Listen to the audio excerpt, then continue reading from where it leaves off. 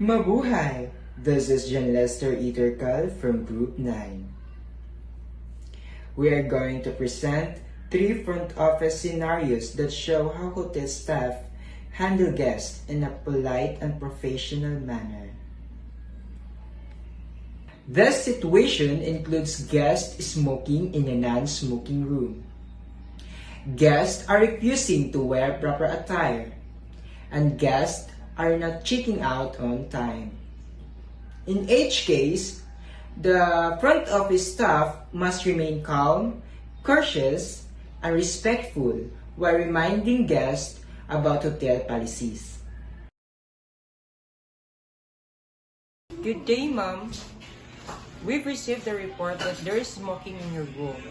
Kindly note that this is non-smoking area. Oh, I didn't know. It's alright, ma'am. For your safety and comfort, please refrain from smoking inside the room. We have a designated smoking area you can use. Thank you for understanding. Good afternoon, ma'am. May I kindly remind you that proper attire is required in this area for comfort of all guests. Why? I'm just comfortable like this. I understand, ma'am. However, our hotel policy requires appropriate clothing in public areas.